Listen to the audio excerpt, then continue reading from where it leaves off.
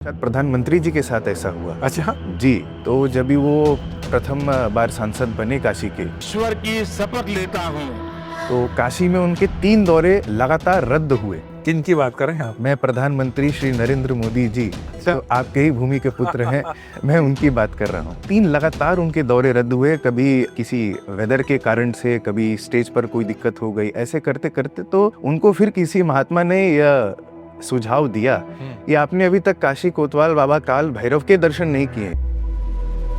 इसके निमित्त ही आप काशी में अभी पैर नहीं रख पा रहे हैं। अच्छा। तो फिर जब वो आए तो उन्होंने पहला प्रण और संकल्प लिया, वो आकर के भगवान महाकाल भैरव के सामने वो नतमस्तक हुए, उनकी आरती उन्होंने उतारी, उनको प्रणाम किया। तो सब ट्रैंक्विलिटी है वो भगवान काल भैरव के आशीर्वाद से ही है, ऐसा हम मानते हैं। अच्छा, ये कभी कभार पढ़ने को मिलता है, कितना सच है ये आप ही बता सकते हो, कि कुछ जो ऑफिसर्स आए होंगे भूतकाल में जिन्होंने इस चीज को थोड़ा सा इग्नोर किया होगा। हमारे नौसेना के कुछ ऐसे सोल्जर्स थे जो मिडिल ईस्ट के किसी देश में उनको डेथ सेंटेंस दे दिया गया था। प्रभु, अब आपके शरणागति में हम हैं। तो बाबा का आशीर्वाद ऐसा रहा कि 41वें दिन, जिस दिन जोत का संकल्प पूरा होना था, उस दिन खबर आती है कि तीनों को बरी कर दिया गया है, तीनों को छोड़ दिया गया है और तीनों भारत देश वापस आए। लेकिन बाबा की दृष्टि आपके ऊपर पड़ गई, तो दृष्टि पाप नष्ट पाप, तो दृष्टिपात होने से ही कई जन्मों के पाप संहार हो जाते।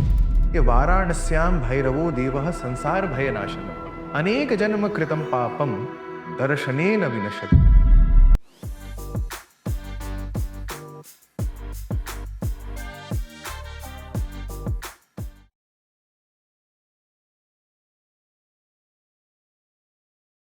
नमस्कार, नमो नारायण।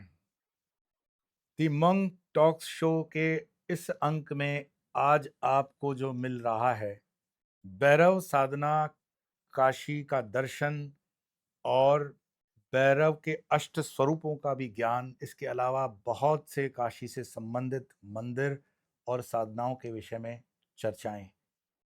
आज हमारे साथ इस पॉडकास्ट पर जो अतिथि हैं, महंत श्री काशी कोतवाल भैरव मंदिर के श्रीमान हर्ष पांडे जी।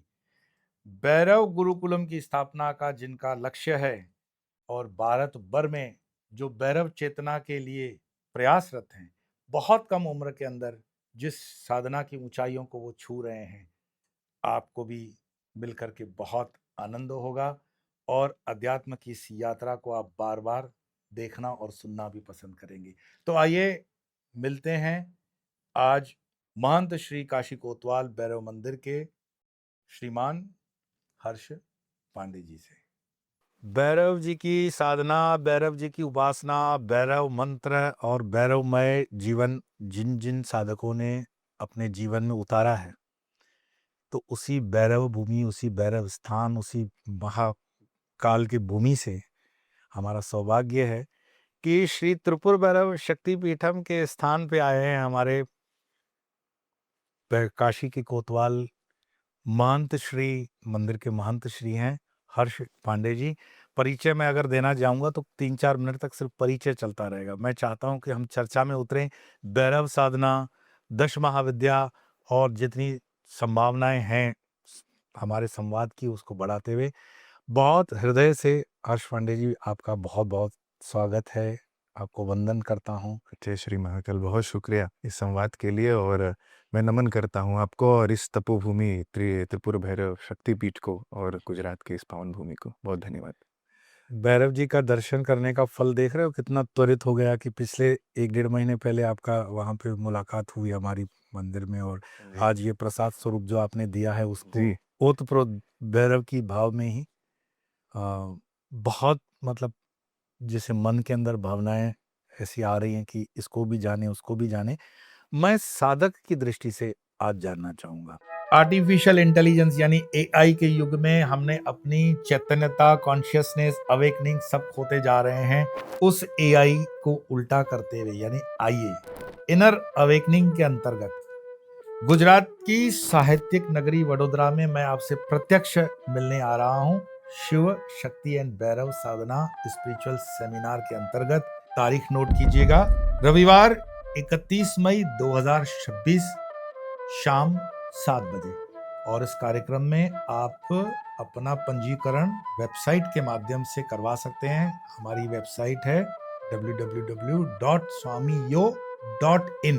तो मिलते हैं प्रत्यक्ष रूप से बहुत जल्दी आपसे वडोदरा में तारीख 31 मई 2026 शाम 7 बजे शिव शक्ति और भैरव साधना स्पिरिचुअल सेमिनार। क्योंकि आप जिस परंपरा से आ रहे हैं वो परंपरा आदि अनादि परंपरा है, और कोतवाल हमारे भैरव जी की परंपरा, उस परिवार उस मंदिर से जुड़े हुए हैं आप। तो मुझे पूछने में थोड़ा सा मतलब आप कहीं पे कुछ त्रुटि हो जाए तो उसके लिए क्षमा ही कर लीजिएगा, क्योंकि साधकों का क्या होता है, बड़ा एंथुजियास्टिक होते हैं। जी तो ये जो कहते हैं कि कोतवाल काशी के हैं भैरव, तो ये जी कोतवाल काशी के हैं, पढ़ा तो है, जी आप तो साक्षात उस गर्भगृह से आ रहे हैं, जी। कैसे इसको आप अपने व्यक्तिगत अनुभव से बताना चाहेंगे? इसका एक ऐतिहासिक दृष्टिकोण भी है, जी। पौराणिक दृष्टिकोण भी है, और भौतिक जीवन में भी इसको हम देख और अनुभव करते हैं आज भी काशी में। तो पौराणिक और ऐतिहासिक दृष्टि से जो साक्षात भगवान काशी विश्वनाथ हैं, जिन्होंने ज्योतिमय स्वरूप में काशी में दर्शन दे करके 12 ज्योतिर्लिंग की उत्पत्ति काशी से हुई, ऐसा हम सभी शिव भक्त मानते हैं। काशी विश्वनाथ पूरे ब्रह्मांड को जो प्रकाश प्रदान करते हैं, जो ज्ञान और वैराग्य की भूमि है काशी, तो काशी विश्वनाथ जी जब भी कैलाश के लिए काशी से जा रहे थे, तो उस काल चक्र में भगवान को ऐसा प्रेरणा हुआ कि काशी भूमि जहाँ पतित पावन माँ गंगा उत्तर वाहिनी है, जहाँ पर पैर रख देने मात्र से त्रिजन्म पाप संहार, तुरंत तीनों जन्मों के पाप वहीं नष्ट हो जाते हैं। गंगा में स्नान करने से भगवती की कृपा प्राप्त होती है, पाप नष्ट होते हैं। तो इस पुनीत भूमि को रक्षा की आवश्यकता है, क्योंकि काशी शक्तिपीठ भी है। माँ विशालाक्षी देवी वहाँ पर शक्तिपीठ के रूप में विराजमान है। तो इस पुनीत भूमि की रक्षा के निमित्त साक्षात भगवान काशी विश्वनाथ ही भैरव रूप धारण करते हैं। और जब भी साधु संतों महात्माओं ने विलाप करना शुरू कर दिया, भगवान जब कैलाश की तरफ बढ़ रहे थे, तो भगवान ने कहा मैं सदैव भैरव रूप में ही कलिकाल तक में रह करके काशी क्षेत्र की रक्षा त्रिशूल पर, इसीलिए काशी को हम मानते हैं कि काशी त्रिशूल पर विराजमान है भगवान के, त्रिशूल के ऊपर में, जहाँ 3 खंड में त्रिशूल के 3 मुख्य लिंग, जो काशी के 3 मुख्य शिवलिंग उनमें आते हैं। तो ये साक्षात महाकाल भैरव, जिनका हम काशी कोतवाल जिनको आप कह रहे हैं, उनके स्वरूप में ही हम सबका दर्शन करते हैं। तो भगवान विश्वनाथ स्वयं कलिकाल में काशी की क्षेत्र की रक्षा करने के लिए विराजमान होते हैं, क्योंकि काशी भगवान को हृदय प्रिय है। भगवान कहते हैं कि क्योंकि भगवान तो ऐसे माया मुक्त हैं, लेकिन भगवान पार्वती जी से कहते हैं कि मैं आपके संगत के बिना तो कितने कल्प मैंने बिता दिए, भविष्य में भी मैं रह लूंगा, लेकिन काशी के बिना रहने में भगवान विलाप, भगवान को अश्रु भी निकलते हैं। तो ऐसे हृदय प्रिय काशी नगरी की रक्षा करने के निमित्त भगवान ने काल भैरव रूप धारण करके सदैव जितने भी शिव भक्त हैं उनके रक्षण हेतु, सनातन की रक्षा, काशी की रक्षा हेतु, और भगवान कहते हैं कि जब प्रलय भी सृष्टि में आएगा तो भी मैं भैरव रूप में काशी को अपने त्रिशूल पर उठा लूंगा और इस पर एक आंच नहीं आने दे। भगवान काशी को लेकर के ऐसे वो माया में भी आ जाते हैं अपने भावनात्मक दृष्टिकोण से। और यदि भौतिक रूप में देखें तो आज भी आप काशी के किसी भी पुलिस स्टेशन में जाएंगे, चौकी में, कोतवाली में जाएंगे, तो जो भी वहाँ का इंस्पेक्टर है वो अपनी गद्दी पर नहीं बैठता है। गद्दी पर कोतवाल जी यानी महाकाल भैरव जी का ही वहाँ पर प्रतिमा विराजमान है। वो सदैव उनके बगल में बैठता है, क्योंकि आज भी हम ये मानते हैं कि जो काशी की धरती है, इसके जो एक्चुअल इंस्पेक्टर है, इसके जो एक्चुअल गार्डियन है, वो भगवान काल भैरव ही है। और एक कांस्टेबल से लेकर के हमारे प्रधानमंत्री जो हमारा नेतृत्व करते हैं संसद में काशी का, ये सभी उनके लिए एज एन एजेंट का कार्य कर रहे हैं। लेकिन मेन जो काशी में लॉ एंड ऑर्डर है, ट्रैंक्विलिटी है, वो भगवान काल भैरव के आशीर्वाद से ही है, ऐसा हम मानते हैं। अच्छा, ये कभी-कभार पढ़ने को मिलता है, कितना सच है ये आप ही बता सकते हो, कि कुछ जो ऑफिसर्स आए होंगे भूतकाल में, जिन्होंने इस चीज़ को थोड़ा-सा इग्नोर किया होगा, तो जी ऐसा कोई अनुभव आप शेयर करना चाहेंगे? हाँ, ऐसा कई बार हुआ, साक्षात प्रधानमंत्री जी के साथ ऐसा हुआ। अच्छा। जी, तो जब भी वो प्रथम बार सांसद बने काशी के, तो काशी में उनके 3 दौरे लगातार रद्द हुए। किनकी बात कर रहे हैं आप? मैं प्रधानमंत्री श्री नरेंद्र मोदी जी, अच्छा। तो आपके ही भूमि के पुत्र हैं, मैं उनकी बात कर रहा हूँ। जी, जी। तो 3 लगातार उनके दौरे रद्द हुए, कभी किसी वेदर के कारण से, कभी स्टेज पर कोई दिक्कत हो गई, ऐसे करते-करते तो उनको फिर किसी महात्मा ने या सुझाव दिया हम्म। कि आपने अभी तक काशी कोतवाल बाबा काल भैरव के दर्शन नहीं किए हैं, इसके निमित्त ही आप काशी में अभी पैर नहीं रख पा रहे हैं। अच्छा। तो फिर जब वो आए तो उन्होंने पहला प्रण और संकल्प लिया, वो आकर के भगवान महाकाल भैरव के सामने वो नतमस्तक हुए, उनकी आरती उन्होंने उतारी, उनको प्रणाम किया। तो सबसे बड़े अधिकारी का तो वो मुझे ध्यान आता है। एक भक्त ऐसे हुए कुछ समय पहले जो हैदराबाद के थे और वहाँ के बड़े अधिकारी थे, संपर्क से वो आए। तो मैं वो जब भी हैदराबाद से उड़ने वाले थे, फ्लाइट लेकर के काशी में आने वाले थे, तो मैंने उनको सुझाव दिया कि आप आते ही सबसे पहले बाबा के दर्शन के लिए आइए, काल भैरव जी को आप प्रणाम करिए, फिर आप आगे की अपनी यात्रा, चाहे वो आपको गंगा आरती जाना है, विश्वनाथ जी का दर्शन करना है, इत्यादि जो भी आपके कर्म है उनको करें, लेकिन एयरपोर्ट से उतरते ही पहले आप आए। तो अभी उनका ऐसा मुझे है कि हम लोग आज के समय में भी रह करके इन चीज़ों पर विश्वास करते हैं कि पहले यहाँ जाना ज़रूरी है। तो मैंने ये क्रोनोलॉजी मेरे सूझ में नहीं बैठती है। मैं जाऊँगा, मैं विचार में दर्शन आऊँगा। जैसे ही वो हैदराबाद से फ्लाइट लेकर के काशी में पैर रखते हैं, हैदराबाद से उनकी पत्नी का, धर्मपत्नी का फ़ोन आता है कि उनका जो सीढ़ी से गिर करके पैर फ्रैक्चर हो गया है और गहरी चोट, उनको हॉस्पिटल में भर्ती तक करने की नौबत आई। दूसरी फ्लाइट उनको हैदराबाद लेकर के वापस जाना पड़ा। वो काशी की भूमि में घुस भी नहीं पाए। ओह। तो ये तो साक्षात भैरव जी का आशीर्वाद है। वो गार्डियन के स्वरूप में, क्षेत्रपाल के स्वरूप में विराजमान है। नाना देवी देवता जिनको विष्णु भगवान साक्षात काशी में बिना काल भैरव की आज्ञा के नहीं आ सकते, हम ऐसे विश्वास रखते हैं। एक जो आजकल क्योंकि सोशल मीडिया इतना एक्टिव है, फेसबुक, इंस्टाग्राम वगैरह पे लोग अनेक अनेक चीज़ें लिखते हैं कि भैरव की साधना मतलब जो है उग्र साधना है।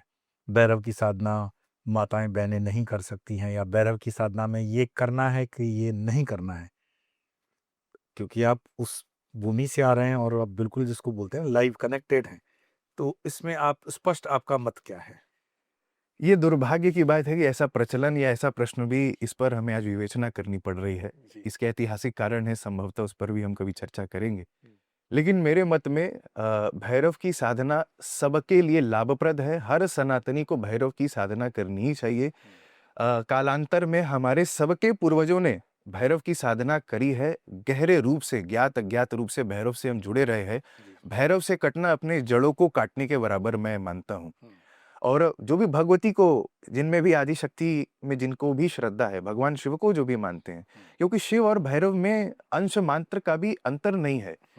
शिव साक्षात जब वो हाथ में दंड लेकर के खड़े हो जाते हैं, क्योंकि दंड मात्र ही अंतर है। शिव जी के हाथ में आप दंड नहीं देखते, जो सदा शिव रूप हम देखते हैं। तो पूर्ण रूपेण वो भी त्रिनेत्रधारी हैं। जटा गंगा उनके मस्तक से बह रही है, हाथ में त्रिशूल लिया हुआ है, जटाओं को समेटे हुए हैं। साक्षात वो चलते फिरते शिव भगवान काल भैरव है। तो आप कैसे अंतर कर सकते हैं? बस उन्होंने दंड हाथ में लिया है। काशी में हम ये मानते हैं कि जो भी व्यक्ति काशी में जन्म लेता है, तो उसका लेखा जोखा ब्रह्मा जी नहीं लिखते, वो काल भैरव जी ही लिखते हैं, हाथ में दंडधारी लिए हुए। अच्छा। तो शिव भक्तों के रक्षक, न्याय करने वाले ऐसे हमारे भगवान महाकाल भैरव देवता हैं। और अत्यंत सरल, जिनकी जिनके शरण में जाने से, जिनका शरणागति भाव इतना विराट और विशाल है, ये एक बार अपने आप को उस शरणागति के प्रकोप में स्वयं को न्यौछावर कर दिया, तो भगवान हमेशा आपके पीछे खड़े रहते हैं, विकट से विकट परिस्थिति में आपके साथ रहते हैं।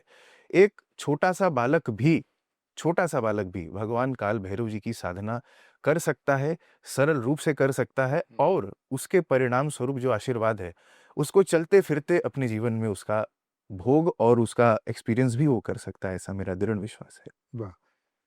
इसमें जो पूजा पद्धतियाँ हैं, जी। हम तो खैर संन्यास मार्ग में हैं। भारत देश का भ्रमण भी रहता है, अलग-अलग साधकों से भी मिलना होता है, और मैं क्योंकि जिस परंपरा, गुरु परंपरा से हूँ, वहाँ जतो मत ततो पथ, हमारे रामकृष्ण परमहंस कहते थे, अपने-अपने पथ से पहुँच जाते हैं सब।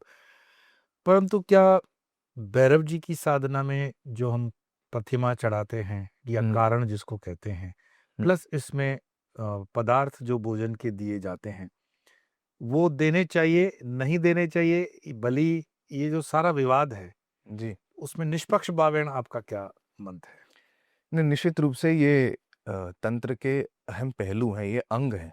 ये आप नहीं कह सकते कि मुझे ये चाहिए और ये नहीं चाहिए, मुझे आँख चाहिए पर हाथ नहीं चाहिए, तो हैंड आई कोऑर्डिनेशन कैसे बनेगा?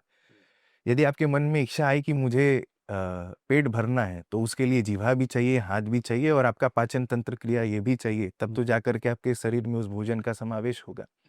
तो ये सभी तंत्र के अंग हैं। लेकिन यदि व्यक्ति शुरुआती दौर में है, तो वो सरल साधना अपनी काल भैरव अष्टकम से या केवल भैरव नाम जप करके भी शुरू कर सकता है। बिल्कुल। और यदि गुरु का सानिध्य उसको प्राप्त है, तो जैसे आपने कहा ये सब क्रिया और ये अत्यंत गोपनीय, गोपनीय। गूढ़ और मतलब इस पर संवाद भी इसलिए हम लोग उस खुल प्रकार के नहीं दृष्टि कर से सकते हैं। कभी कर ही नहीं सकते, क्योंकि उसकी अपनी एक मर्यादा है, साधक की अपनी मर्यादा है। लेकिन निश्चित रूप से ये भैरव भैरव साधना के अभिन्न अंग हैं। मदिरा चढ़ाने की जहाँ तक बात है या कारण चढ़ाने की बात है, तो अब तो ये बड़े प्रचलन में हो गया है।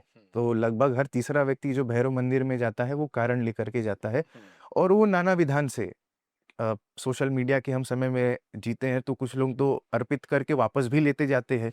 मेरे मत में ये उचित नहीं है। गलत है। उसका भी एक तरीका है। यदि आपको मदिरा भी अर्पित करनी है, तो आप जो भी वहाँ पर सेवायत हैं, उनको दें, उसका शुद्धिकरण पहले हो। दूसरे रूप से भगवान आनंद भैरव या अष्ट भैरव में किसी का ध्यान करके जो भगवान का खप्पर पात्र है, जिसमें साक्षात महालक्ष्मी जी ने भी दक्षिणा उसमें अर्पित करी जब भगवान वैकुंठ लोग गए थे।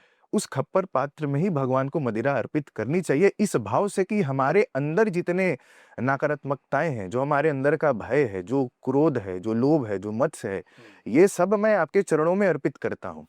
इस भाव से यदि साधक मदिरा अर्पित करे, और जरूरी नहीं वो साधना में न भी हो, तो भी भैरव जी उसको स्वीकार करते हैं और सही मार्ग दिखाते हैं। कई सारे लोग जो भैरव साधना की शुरुआत करना चाहते हैं, गुरु नहीं मिलता, तो मैं एक प्रयोग कई लोगों को बताता हूँ। वो 8 रविवार यदि भैरव मंदिर, जो भी उनके घर के पास में भैरव मंदिर हो, वो केवल वहां पर जाएं, भावपूर्ण रूप से भगवान को मदिरा अर्पित करें और जो भी वो मदिरा प्रसाद है वापस न ले आकर के या तो मंदिर में ही दे दे, या यदि बाहर उसको लेकर के आ रहे तो कोई भी अज्ञात व्यक्ति जो भी उसको स्वीकार करने योग्य हो, उसको दे करके पलट कर देखे, नहीं वहां से चल जाए। बुरे से बुरा कष्ट भगवान की कृपा से दूर होता है, सदैव गुरु का मार्गदर्शन मिलता है। यदि भगवान स्वयं तो नहीं आएंगे कली काल में, लेकिन निमित्त मात्र बना करके वो अवश्य किसी न किसी को भेजेंगे। और यदि आप ऐसा 8 रविवार कर लेते हैं, तो मेरे अपने अनुभव में 100% व्यक्ति को मार्ग मिलता है और भगवान स्वयं इसका रास्ता प्रशस्त करते हैं। वाह! हर्ष जी, ये भी तो है कि जिसको मैं कहता हूँ कि शक्ति उपासना 10 महाविद्या है या नवदुर्गा के स्वरूप हैं। 10 महाविद्या में सारी की सारी शक्ति के 10 अलग रूप हैं। शक्ति साधना से पहले भैरव साधना जो हमें बताया जाता है, वो बहुत अनिवार्य है, ज़रूरी है। आजकल तो क्या है, सोशल मीडिया है, सबको 1.25 लाख जप हो गया और सब एक्टिवेट हो गया, कुंडली जागृत हो गई, शॉर्टकट है। जी। ऐसा होता नहीं है, ये सब गिमिक्स हैं। पर शक्ति साधना के प्रारंभ से पहले, मीन्स उसकी एबीसीडी शुरू करने से पहले, भैरव साधना में साधक को कितना समय आप मानते हो देना चाहिए और उसका क्या-क्या पैरामीटर्स आप मानते हैं? ये व्यक्ति के ऊपर निर्भर कर सकता है, संभवतः एक पैटर्न अप्लाई नहीं होगा। और मेरा सबसे बड़ा तो इसमें विश्वास होता है आपके पूर्व जन्म संस्कार और जुड़ाव आपका देवता के साथ क्या है। वाह! जो मेरे साथ जुड़े हुए जो कुछ साधक हैं जिनको मैं गाइड करता हूँ, कई तो ऐसे हुए कि जो 2-3 महीने के अंदर ही उनको अनुभूतियाँ ऐसी हुई और वाक़ई में उनकी जागृति ऐसी हुई कि जो घटनाएँ होने वाली हैं, वो पूर्ण रूप से ही उनको दिख जाती हैं, स्मृति में। लेकिन ये ऐसा कोई 1 लाख में 1 व्यक्ति ऐसा होगा जिसका जुड़ाव, क्योंकि ये अभी से बाबा की साधना नहीं कर रहा है। जन्मों से चल रही है। उसके पितरों का आशीर्वाद है, उसके पूर्वज में, उसके परिवार में, कुल देवता कई लोग के काल भैरव जी होते हैं, तो ये निर्भर कर सकता है। मेरा ऐसा मानना है कि पहले आप देवता साधना में भी उतरें, आप देवता के बारे में विवेचना करें, देवता के बारे में विचार करें, सोचें, उन पर मंथन करें, गुरुजनों को सुनें और कंटेम्पलेशन ऑफ माइंड जिसको बोलें, कंटेम्पलेट जी, करें। समर्पण बनाने का जो भाव है, उस प्रक्रिया में तन, मन, धन तीनों को झोंकें। चलते हुए तन में यदि आप बैठ करके ध्यान कर सकते हैं, अष्टकम का पाठ कर सकते हैं, क्योंकि ये भी, क्योंकि कलिकाल में इस समय साधना करना, आपको कैलाश पे नहीं जाना है। आप यदि बैठ करके 15-20 मिनट एकाग्र होकर के पद्मासन डाल करके बढ़िया से भगवान की पूजा ना, तो वो भी साधना के बराबर है। यदि वैसे अगर मैं कहूँ तपस की दृष्टि से, ये तपस्या यदि है, तो ये भी लोगों के लिए दुर्लभ है आज के समय में। दूसरा, मन से कि आप जहाँ भी जा रहे हैं तो आप प्रभु का चिंतन, उनकी स्मृति, उनकी तस्वीर, कुछ नहीं तो उनके ध्यान में आपके है। जो भी आप कार्य कर रहे हैं, उनको आप निवेदित करके कर रहे हैं। जो अच्छा बुरा आपको हो रहा है, आप उनको समर्पित कर रहे हैं। और धन से, जो भी भगवान ने आपको यथाशक्ति जो भी आपको बल प्रदान किया है, जो धर्म के कार्य है, और वो कुछ भी हो सकता है। यदि आपके पड़ोसी को आवश्यकता है, आप उसकी मदद कर दे भैरव बाबा का नाम लेकर के, कि मैं प्रभु आपके इस ध्यान में ये मैं इनको मदद कर रहा हूँ। अब उनका कर्म आप अपने कर्म को वहां से प्रबल और प्रधान कर लें। तो पहले कुछ समय तो मुझे लगता है स्पेंड करना चाहिए अपना समय भगवान के साथ में जुड़ाव बनाने का, क्योंकि आज के समय में जैसे आपने कहा सोशल मीडिया पे अथाह कंटेंट है और ये भैरव जागृति का युग और समय है, इसमें कोई भी दो राय नहीं है किसी के भी मत में। तो बहुत सारे कंटेंट आपको मिल जाएंगे, सब अपने आप में श्रेष्ठ हैं और सब अपने आप में उत्तम है, सब भैरव जी की कृपा से ही बोल रहे हैं जो भी वो बोल रहे हैं। परंतु आप अपनी जर्नी को यदि लंबा देखते हैं भैरव जी के साथ, ये 3 कार्य करें, ये करने के बाद में यदि आपको कुछ करना है, तो भगवान के स्वरूप में त्रिशूल को विराजमान करें अपने घर में। वाह! आप फ़ोटो को भी न रखें, आप त्रिशूल को रखें, जो धर्म रक्षा, शिव भक्तों की रक्षा और पूरे जो आपका परिवार है, उसकी रक्षा के कामना से उसको वहाँ स्थापित करें। कुछ नहीं कर सकते तो केवल जल अर्पित करें, जल भी नहीं अर्पित कर सकते तो मानस रूप से भगवान को जल चढ़ाएँ। जल चढ़ाते हुए अष्टकम का पाठ करें। जैसे-जैसे आप जल धारा त्रिशूल पर गिर रही है, आप काल भैरव अष्टकम का उसमें पाठ करते रहें और जब ये हो जाए, तो बस शांतिपूर्वक बैठ करके ओम काल भैरवाय नमः इस मंत्र का आप जाप करें, उस पर ध्यान करें और जो भी जल भगवान को आपने अर्पित किया, इसको भी आप चाहें तो अपने खाने में इस्तेमाल कर लें, आचमनी कर लें, परिवारजनों में बाँट लें। इसको यूज़ आप उस तरीके से कर लें, तो आप देखेंगे कि भैरव तत्व का जो समावेश है ऐसा करने से, वो आपके अपने चैतन्य शरीर में, पंचभूत में वो धीरे-धीरे मिश्रित होगा और फिर आपको एफर्ट नहीं करना पड़ेगा बाबा से जुड़ने के लिए। वो अपने आप में आपके तन, मन और चीज़ों में बाबा आपकी जीवन प्रक्रिया में उतरते रहेंगे। अभी आपके इसके बाद कमेंट्स में आएगा कि जो त्रिशूल हो वो स्टील का हो, पीतल का हो, तांबे का हो, चांदी का हो, साइज़ क्या हो, तो उसका भी समाधान ही कर दीजिए। जी, जी, जी। ये वाक़ई में ये हालाँकि लोगों की जिज्ञासा होती है और उनका भी दोष नहीं है ये क्योंकि जायज़ है, वाजिबी है। जी, क्योंकि वो सही तरीके से करना हाँ, चाहते हैं कई सारे लोग। उनको हम हिंदुओं में भय बहुत ज़्यादा है, हर जी, चीज़ का भय है क्योंकि हमें हज़ार वर्ष से ये सिखाया है कि ना करना, जी। ये नहीं करना, ये नहीं करना, ये नहीं करना। ये करना है ज़ोर देकर कोई नहीं कहता। जैसे मैं कहता जी। हूँ कि उसको पिता स्वरूप समझ लो, क्या डर बात किस है! चीज़ का? क्या बात है! शरणागति ले लो, वो भाव अपना वैसे बनाओ, तो कितनी साइज़, कौन से मटेरियल, कौन से धातु जी, का त्रिशूल होगा। पीतल और चांदी श्रेष्ठ है, जी, 12 इंच या उससे कम। 12 इंच मैक्सिमम, जी, मैक्सिमम उससे 12 कम इंच तक होना चाहिए। जी, जी, त्रिशूल स्थापित कर सकते हैं। वाह! और मैंने जैसे बताया कि हम शक्ति के 10 महाविद्या की साधना में भैरव जी की साधना जो है, ठीक है, नाम स्मरण से तो हो गया, भैरवाय नमः है या महाकाल भैरवाय नमः है या जी, भैरव अष्टकम है इत्यादि, फिर उसमें 1008 नाम में 108 नाम है। पर एक पद्धति जिसको कहते हैं कि 10 महाविद्या या कोई भी महाविद्या की जब दीक्षा होती है तो उसके पहले भैरव जी की, जी। गुरु का रोल क्या है? गुरु कितना आवश्यक है? अ, एक टर्म आता है लीगल टर्म्स में सिन क्वा नॉन, माने उसके बिना तो हो ही नहीं सकता है। तो महाविद्या उपासना में विशेषतः जब भी आप जाते हैं और महाविद्या में भी सभी महाविद्या अपने आप में वो प्रकांड हैं, पूर्ण है, परिपूर्ण है जी।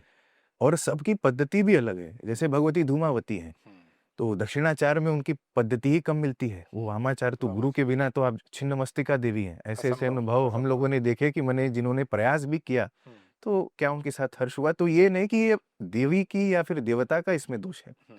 जो मार्ग है, जो सही तरीके से यदि हम नहीं चलेंगे, यदि सीढ़ी का यदि 7 पायदान हैं, तो सीढ़ी के जो 7 पायदान हैं, अगर पहले पायदान पर हमने अपने पैर को नहीं जमाया, तो निश्चित रूप से हम दूसरे पायदान पर या तो लड़खड़ा करके पहुँचेंगे या तो धम से गिर जाएँगे। तो पहले पर पैर रखना और पहले पर पैर जमा करके रखना, तो उसी दृष्टि से गुरु सबसे पहला मार्ग मुझे मिलता है क्योंकि गुरु ही आपका मार्ग प्रशस्त करते हैं और देवता के समान ही गुरु का स्थान इसमें है। क्योंकि जो गूढ़ रहस्य, जो गूढ़ विद्याएँ हैं, वो परंपरा के मार्ग से ही जब भी आपको मिले और जब आप उनका अनुसरण करते हैं, तो ही देवता की कृपा, क्योंकि गुरु का काम है, गुरु आपको बताएगा यहाँ गड्ढा है। चलना तो आपको ही पड़ेगा, गुरु आपके लिए नहीं चलेंगे, लेकिन गुरु आपको बताएगा यहाँ गड्ढा है और विवेकपूर्ण जो व्यक्ति होगा, वो निश्चित रूप से उस गड्ढे को अवॉइड करेगा। तो जो भी कार्य एक ट्यूटर, मेंटर, गार्डियन का जो भी एक पूर्ण रूपेण कार्य है, वो महाविद्या साधनाओं में विशेषतः अ, ऐसा शास्त्रों में और क्या नाम है आप कामाख्या तीर्थ क्षेत्र में भी जाएँगे तो लोग आपको बताते हैं कि भगवती माँ कामाख्या भी जब भी नहीं थी, तो भी वहाँ उमानंद भैरव विराजमान थे। जी। तो भैरव की स्थापना के उपरांत ही महापीठ कामाख्या की भी स्थापना हुई। तो भैरव वो आपके आधार बनते हैं। प्रथम गुरु आप भैरव को मान सकते हैं, चाहे वो गुरु के मार्ग से मिले या स्वयं भैरव को आप गुरु मान करके अपनी साधना प्रारंभ करें। और उनकी कृपा, उनकी प्रेरणा से ही आपको शरीर रूप में भी, यदि आपके इस काल जन्म में आपके भाग्य में है गुरु को मिलना, तो यदि थोड़ा-सा आप एफर्ट करें, उनके क्षेत्र में जाएँ। और आजकल तो आपके क्लिक और टिक पर गुरु जी हैं। तो उन चीज़ों को ध्यान में रखते हुए यदि आपके भाग्य में, निश्चित रूप से, और महाविद्या साधना में विशेषतः गुरु के बिना करना, मैं ऐसा किसी को भी गाइडेंस नहीं करूँगा कि महाविद्या साधना। जो नियम है वो नियम का मुझे लगता है पालन होना भी चाहिए। जी। वैसे भैरव की तो संख्या अलग-अलग बताई जाती है और काशी में मेरा सौभाग्य रहा कि आपने गाइड किया। तो काशी के अंदर ही जिन भैरवों की हमने दर्शन किया, पुण्य लिया, आप उन सभी स्थानों से क्योंकि एक परंपरागत जुड़े हुए हैं, उनके विषय में अगर कुछ बहुत बता सकें? मेरे मत में जो काल भैरव अष्टकम की जो 8 स्टैंज़ाज़ हैं, तो वही साक्षात अष्टभैरव का स्वरूप है, साक्षात महाकाल का स्वरूप है। बहुत अच्छे। तो कोई भी एक दूसरे से भिन्न नहीं, और साक्षात शिव ही, साक्षात शिव, मैं भैरव भी नहीं कह रहा हूँ, साक्षात शिव ही अष्टभैरव का स्वरूप धारण करते हैं। चाहे वो बटुक भैरव हों, जो अष्टभैरव में तो नहीं आते, लेकिन प्रधान भैरव, और उनकी पूजा संभवतः काल भैरव से भी ज़्यादा हमारे इस भारत भूमि क्षेत्र में एक समय पर थी। आज भी भैरव जी, काल भैरव जी के स्वरूप से ज़्यादा बटुक भैरव जी की उपासना पद्धति हम करते हैं। तो उनके ही ये अभिन्न अंग है। काशी में विशेष इनका महत्व हो जाता है कि क्योंकि काशी के जो 8 डायरेक्शन है, काशी एक यंत्र के समान है। वो यंत्र भोग और मोक्ष दोनों वाला है, दोनों देने में सामर्थ्यवान है। तो आपके ऊपर है, आपको क्या चाहिए। लंबे समय पहले काशी ज्योतिषीय दृष्टि से भी परिपूर्ण माना जाता था। स्वामी विवेकानंद के भी माता पिता ने आत्मा वीरेश्वर शिवलिंग, जो काशी के मुक्ति लिंगों में से एक है, वहां आकर के अभिषेक और पूजन किया संतान प्राप्ति की कामना से। तो उनको विवेकानंद जैसे चिरंजीवी और कुशाग्र बुद्धि के पुत्र प्राप्त हुए। ये भगवान शिव की कृपा और उनके आशीर्वाद से। बिल्कुल। तो इस तरह के जितने भोग की भी चीजें हैं, संतान प्राप्ति है, आप न्यायालय में अटके, यदि आप न्यायालय में अटके तो आपके लिए अदालभेश्वर महादेव वहां प्रतिष्ठित है। अच्छा। यदि संतान की कामना है तो संतानेश्वर महादेव वहां प्रतिष्ठित है। किसी भारी संकट में है आप, तो संकटा देवी का दर्शन वहां पर करना चाहिए। कोई विशेष चिंता है तो विश्वनाथ जी की भी चिंता जिन्होंने दूर करी, चिंतामणि गणपति का दर्शन करना चाहिए। तो आप समस्या बताएं, उसके निमित्त शास्त्रोक्त परंपरागत तरीके से कोई ना कोई देव विग्रह वहां पर प्रतिष्ठापित है, जो आपकी उस कामना या भोग को भी परिपूर्ण करने में सक्षम है। लोग भटकते रहते हैं जगह जगह पर, अलग अलग स्थानों पर धर्म के विपरीत भी जा करके जाते हैं, लेकिन हमारा काशी सर्व सामर्थ्यवान है, दोनों भोग और मोक्ष दोनों। क्योंकि वो मोक्ष तो भगवान शिव ने स्वयं वादा कर दिया है, मृते मोक्षम ददाम्याम। मच्छर भी काशी में मरेगा तो अभय निर्भय, अभय मुक्ति निर्वाण सद्गति और मोक्ष देने का वायदा ऐसा साक्षात प्रलयंकर काशी विश्वनाथ जी ने हमें किया है। तो इन्हीं काशी के जो 8 दिशाएं हैं, इन 8 दिशाओं की रक्षा करते हैं भगवान अष्टभैरव, जो अपने आप में परिपूर्ण है। और साधना की दृष्टि से, क्योंकि काल भैरव तो सभी जानते हैं, और भारी भीड़ सुबह से लेकर के रात तक 4-5 घंटे के लाइन में लग करके लोग दर्शन करने प्रभु के द्वार पर आते हैं। तो जिनके भाग्य है, दर्शन आप करें निश्चित रूप से। लेकिन यदि आप काशी आ रहे हैं तो इन अष्ट भैरव का अगर आपने दर्शन किया, तो मेरा विश्वास है आप भैरव चेतना से अधिक जुड़ करके आप जाएंगे। और इन 8 भैरवों का नाम ले भी लेना, यदि आप भैरव साधना की शुरुआत कर रहे हैं, तो प्रतिदिन यदि सुबह उठने के बाद और रात्र को सोने से पहले इस दिन मात्र 8 भैरव के नाम आप स्मरण भी करते हैं, नाम लेते भी हैं, तो भी साक्षात भैरव जी का आशीर्वाद आपके साथ में चलता है। ये नाम जिनमें हम असितांग भैरव, रूरू भैरव, कपाल भैरव, क्रोध भैरव, चंड भैरव, भीषण भैरव, संहार भैरव, उन्मत्त भैरव, क्रोध भैरव, इन सभी भैरव का केवल नाम ले लेना, तो भी भैरव जी की कृपा हमें प्राप्त हो जाती है। लेकिन दर्शन करना तो एक और भी जी, यदि यात्रा कर सके काशी दिव्य। काशी में क्या इस तरह का कोई आयोजन अभी नहीं है कि जो महाकाल के दर्शन करने आए या कोतवाल जी के दर्शन कर रहे हैं, तो 8 भैरव को भी उस सर्किट के अंदर ला करके दर्शन किया जाए? सरकारों ने प्रयास किया है इसके निमित्त, एक देवधाम या इस तरह का करके एक प्लेटफॉर्म सरकारों ने लॉन्च किया है। उतना वेल कनेक्टेड अभी नहीं है, और खैर लोकल रिक्शा के माध्यम से मेरे ख्याल से 200-250 रुपए में ये हो जाते हैं। बिल्कुल निश्चित रूप से हो 250 जाती है। में और बनवा मैंने देते हैं। फ्री वीडियोस यूट्यूब के माध्यम से बना करके मैंने छोड़े हुए हैं, सब में लोकेशन वगैरह भी, जो भी यात्रा करने में इच्छुक हैं तो उनको वहाँ मिल जाएगा। वो स्वयं लोकेशन मैप पर डाल करके भी वो पद यात्रा करके या फिर रिक्शा लेकर के तो आराम से इस यात्रा को परिपूर्ण कर सकते हैं, कोई जटिलता नहीं है। बिल्कुल। लेकिन ये 8 भैरव जो काशी के अंदर है, मैं मानता हूँ कि किसी भी तीर्थ में जब हम जाएँ, तो मेरे से जुड़े हुए जो शिष्य वगैरह नज़दीक के लोग होते हैं, तो मैं हमेशा कहता हूँ कि कम से कम 3 दिन आप तीर्थ में रहो जी, ताकि जी। उसका लाभ ले सको। और वर्स्ट ऑफ द वर्स्ट भी 1 नाइट तो रुकना ही चाहिए तीर्थ जी। में। 8 भैरव में अगर मैं पूछूं कि साधना की दृष्टि से जो साधक कहे जी। कि मुख्य मंदिर में तो जगह नहीं मिलती कि बैठ कर के साधना कर ले, जी। आपके हृदय के नजदीक ऐसा कौन सा स्थान जहां पर भैरव का साधक काशी में आकर के साधना कर सकता है? रहना भले कहीं व्यवस्था में रह ले, लेकिन साधना की दृष्टि से। स्कंद पुराण में एक ऐसा वर्णन भी मिलता है, जैसे आपने कहा रात्रिवास करना। तो काशी में त्रिरात्रि 3 रात रह करके जो व्यक्ति वास करके जाता है, तो ऐसा व्यक्ति जहाँ भी अपने कदम रखता है, वो कदम वो स्थान उसके कदम रखने मात्र से पवित्रता की श्रेणी में आ जाता है। ये भगवान का आशीर्वाद है। त्रिरात्रि रह करके यदि व्यक्ति भैरव जी की साधना या उनके स्थान से जुड़ने का प्रयत्न करे, तो मेरे विषय में काल भैरव मंदिर के तो ठीक पीछे दंडपाणी भैरव का मंदिर है। काल भैरव जी का भी दर्शन तब परिपूर्ण माना जाता है जब आप दंडपाणी भैरव के दर्शन करते हैं, जो साक्षात भगवान के दंड के स्वरूप में है। और वहां पर दंड लेने से भैरवी यातना से व्यक्ति मुक्त होता है। तो एक वो स्थान है, वहां पर महाकाल शिवलिंग भी, काशी के मुक्ति लिंगों में अंग यात्रा में एक शिवलिंग है, उनका दर्शन भी होता है। वहां थोड़ा देर रह करके जब करना अत्यंत लाभकारी है, क्योंकि भैरव जी के ठीक मंदिर के पीछे पीछे है, ही है। तो वो क्षेत्र का प्रभाव भी आपको मिलता है और उतना क्राउडेड नहीं है। दूसरे जो अष्ट भैरव में से एक कपाल भैरव जी हैं, जी। जो 8वें भैरव हैं। इनका भी जो स्थान है वो परम शक्तिशाली है, और बल्कि भैरव जी का मूल स्थान, क्योंकि जहाँ पर उनके हाथ से ब्रह्म कपाल छूटा, कपाल मोचन तीर्थ आज भी जहाँ पर विद्यमान है, जहाँ ने भैरव जी ने अपनी 64 योगिनियों के साथ में, अष्ट भैरव के साथ में नृत्य आनंद तांडव किया, वाह। वो स्थान कपाल भैरव। दुर्भाग्य का विषय है कि आज मस्जिद की दीवार लगती है वहां पर साथ में, और आज भैरव जी हमारे वहां पर टेंट के बिना भी हैं। लेकिन एक जैसे एक नंगी तलवार होती है, तो निश्चित रूप से भैरव शक्ति और भैरव तत्व उस पूरे क्षेत्र में पूर्ण रूप से विद्यमान है। और यदि कोई नया साधक भी है जो भैरव जी की तलाश में निकला है, यदि वो वहां जाकर के बैठे केवल भगवान का दर्शन करे और उनका चिंतन मनन करे, निश्चित रूप से वो भैरव जी के तत्व से जुड़ेगा। ठीक उसी मंदिर के पीछे जहाँ भैरव जी विराजमान है, आप देखेंगे वहां 8 चबूतरे हैं, जी। जो अष्ट भैरव के, ऐसा माना जाता है कि अमावस्या के दिन में सभी अष्ट भैरव आकर के काशी के जितने निवासी हैं, न्यायोपार्जित तरीके से उनका लेखा जोखा करते हैं और उनको फल पुरुषार्थ वरदान भी उसी अनुसार देते हैं। बहुत ही जागृत स्थान है, और माना जाता है कि वो मंदिर जो है, मंदिर के नीचे भी मंदिर है। जी। और जो पहले जो प्रतिमा स्वरूप थी लाट भैरव जी की, लाट भैरव अंग्रेजों ने नाम दिया, हम तो कपाल भैरव शास्त्रोक्त विधि से उनको अष्ट भैरव के रूप में पूजते हैं। वो 64 फीट ऊंची प्रतिमा थी भैरव जी की। अच्छा। जी, जो कुछ अभी नीचे धरती के समतल नीचे है, और कुछ जब ये मंदिर क्षीण हुआ, तो भी हमारे भगवान जी का कुछ क्षति उसमें पहुंचा। तो भी आज हम जो भी देखते हैं, वो करीब 7-8 फीट ऊंची प्रतिमा, तो भगवान के दर्शन हमें वहां पर होती है। तो वहां साधक रह के कर सकता है।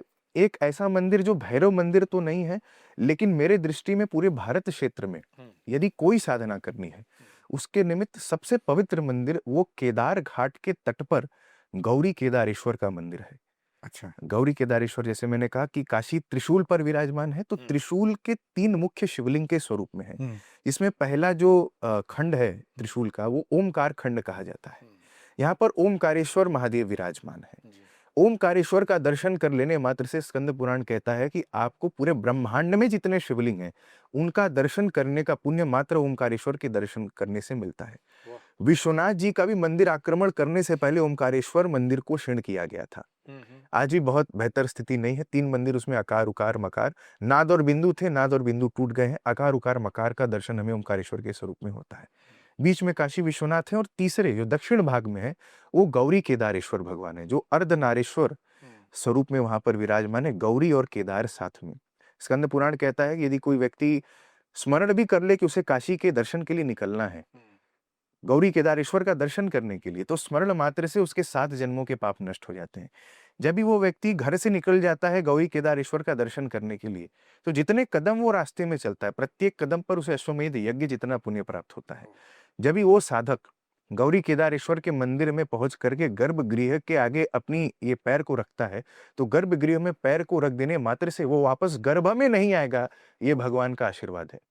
वो एक बार गौरी केदारेश्वर जी का दर्शन काशी में करे, तो दर्शन करने मात्र से जो पुण्य है, एक बार दर्शन केदार जी का काशी में करना और 7 बार हिमालय केदारनाथ पर चढ़ करके दर्शन करने बराबर बताया गया है। वो साधक यदि दर्शन करके बाहर निकले और 3 बार केदार केदार केदार ऐसा मन में यदि जपे भी, तो यदि वो व्यक्ति का मृत्यु काशी के बाहर भी हो तो भी उसे काशी में मरने का पुण्य प्राप्त होता है। ये भगवान का आशीर्वाद है। केदार केदार केदार ऐसे ध्वनि मोक्ष लक्ष्मी पूरा द्वारों कपाटो ध्वनि, मोक्ष लक्ष्मी उससे इतना प्रसन्न हो जाती हैं कि अपने धराधाम में ऐसे साधक को बुला लेती हैं। पतित पावन पुनीत क्षेत्र, और कहीं भी आप बैठ करके वहां जप करें। मैंने भी अपनी पहली साधना वहां की थी, केदारेश्वर मंदिर के प्रांगण में। हम लोग को सौभाग्य वहां भी सेवा और सेवायत रहने का, तो पहला अनुभव मुझे भगवान का वहीं पर हुआ और चेतना वहीं से जुड़ी, जो फिर कभी पीछे मुड़ करके नहीं देखा। तो मैं वहां, भले ही वो अष्टभैरव में नहीं है, लेकिन भैरव शिव और शक्ति, क्योंकि अर्धनारीश्वर लिंग है और स्वयंभू है, तो बहुत जागृत स्वरूप में और अत्यंत शांति की अनुभूति आप करेंगे। जैसे भैरव जी में हम जाते हैं तो शिव मंदिरों की जो एक कैरेक्टरिस्टिक है, जैसे नारायण के मंदिर तो शांत मिलेंगे, लेकिन वहाँ जो एक कॉस्मिक एनर्जी है, जो हर व्यक्ति अपने होड़ में एक लगा हुआ है, वो जल चढ़ाना चाहता है, बिल्वपत्र छोड़ना चाहता है, वो ऐसा न दे करके काफी शांत और उसके विपरीत आपको मिलता है। और तीसरा मैं यदि स्मरण करूं तो बटुक भैरव जी का जो मंदिर है वो है, और एक ठीक हम लोग भैरव जी के मंदिर के पीछे जहाँ गुरुकुल की स्थापना हम लोग भैरवम गुरुकुल की कर रहे हैं, भविष्य में वो भी एक स्थान होगा बिल्कुल साधकों के बनेगा, लिए। बिल्कुल बनेगा वो। मुझे हर्ष जी, मतलब कितना ये दुर्भाग्य है सनातनियों का जी कि हम अपने काशी जैसे पुण्य क्षेत्र को छोड़ करके जब बैंकॉक, मॉरिशस, मालदीव जैसी जगहों पर टूरिज्म करते हैं जी, और स्पिरिचुअल टूरिज्म कई बार। स्पिरिचुअल टूरिज्म, काशी अपने आप में हजारों वर्षों से, कहते हैं ना, काशी के नीचे काशी, काशी के नीचे काशी, हजारों वर्षों का ये मतलब इतिहास है। और वो समय भी कितना निर्माल्य रहा होगा सनातन के लिए कि जब हमारे इन्हीं भैरव के स्थानों में आक्रांताओं ने मंदिरों को तोड़ा, भ्रष्ट किया, और आज तक हम उनसे खड़ा नहीं कर पाए। मैं आपकी प्रेरणा से जब कपाल भैरव के वहाँ गया, मुझे बहुत अद्भुत ऊर्जा का अनुभव भी हुआ और मेरे मन में जिज्ञासा भी रही कि इस्लाम तो अभी आया है 1600-1700 साल पहले, काशी तो हजारों वर्षों से है। जी, अनादिकाल। तो ऐसा कौन सा निर्माल्य हिंदू रहा होगा जो इन चीजों को बनाने के लिए उस वक्त अलाउ हुआ और मतलब हमने मुकाबला नहीं किया, और आज भी हिंदू इतना निर्माल्य है कि उस चीज को हम अपनी संस्कृति और सनातन को आज भी चिंता नहीं कर रहे हैं। क्योंकि कपाल भैरव पर जो स्थिति मैंने देखी, हम अंट शंट मंदिरों में मतलब खड़े करते जा रहे हैं, आजकल तो एक ये दुकानें हो गई है मंदिरों जी। की। तो जो परंपरागत है, सनातन से जुड़ी हुई चीजें, उस पर हम क्यों ध्यान नहीं दे पा रहे हैं? क्या व्यवस्था या सरकारी कोई तंत्र या विधर्मियों का इतना गुंडागर्दी है कि चीजों को हम आज भी ठीक नहीं कर पा रहे हैं? स्पेशली कपाल भैरव का जो अनुभव रहा मेरा तो मतलब हृदय पर जैसे गात महसूस हुआ जी कि दीवार से दीवार लगी हुई है और आप उसको मंदिर भी कैसे कह सकते हो जिसकी ठीक से छत भी नहीं थी, ना जगह जी नहीं जी थी। जी, बहुत दुर्भाग्य। लाखों लोग काशी आते हैं, लेकिन हम अपने तीर्थों को आज भी खड़ा नहीं कर पा रहे हैं। तो कहीं ना कहीं मुझे लगता है कि युवा में जो चेतना और शक्ति चाहिए, जब तक भैरव साधना करके वो म, महाविद्या की तरफ बढ़े, पर एक प्रोसीजर को तो फॉलो करना पड़ेगा। हम आने वाले दिनों के अंदर बगलामुखी की जयंती आने वाली है, तो 10 महाविद्या के अंदर अगर मैं आपको व्यक्तिगत पूछूं तो किस तरफ माँ के किस ऊर्जा को या स्वरूप को आप स्वयं अनुभूति में लाते हैं? जिनका नाम आपने लिया, भगवती राज राजेश्वरी आदिशक्ति जगज्जननी माँ बगलामुखी, तो पहला तो अनुसरण इनका ही मिला था और पहली चेतना ही इतनी प्रकांड थी कि मन में दृढ़ हुआ कि यही मार्ग हमारे लिए प्रशस्त है। फिर मन में कोई द्वंद्व नहीं रह गया। एक व्यक्ति जब विशेषतः शुरुआत करता है तो स्वयं से पूछता है ना कि डू आई बिलोंग हियर और नॉट, ये मेरे लिए मार्ग बना भी है या नहीं। एग्जैक्टली। लेकिन भगवती का ऐसा शरणागत मिला माँ बगलामुखी का कि कभी वो मन में फिर द्वंद्व नहीं रहा।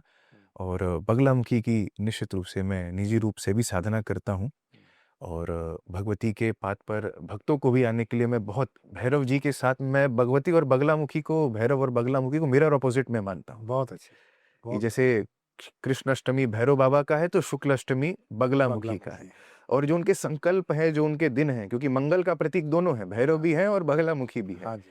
और जो उनके पद्धति या संकल्प भी हम करते हैं दुष्टों का संहार करने के लिए, न्यायालय में विजय प्राप्त करने के लिए, अपने स्वयं के चेतन को ऊर्जावान बनाने के लिए, दोनों की साधना अत्यंत और बल्कि एक दूसरे को कॉम्प्लीमेंट करने वाली है। तो दोनों साथ में भी कर सकते हैं और अपने आप में भी दोनों परिपूर्ण हैं। लेकिन बगलामुखी निश्चित रूप से कलिकाल में एक ऐसी जागृत देवी कि तीनों जो ब्रह्मा विष्णु महेश भी हैं, याचक बन करके खड़े रहते हैं और वो भी भोग और मोक्ष दोनों देने में परिपूर्ण।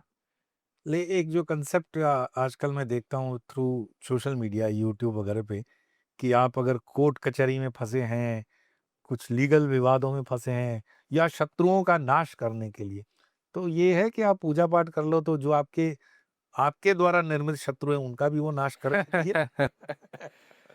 उसके लिए तो साधना के पथ में आना पड़ेगा, स्वयं से भगवती का चिंतन करना पड़ेगा, भगवती के नाम से जुड़ना पड़ेगा।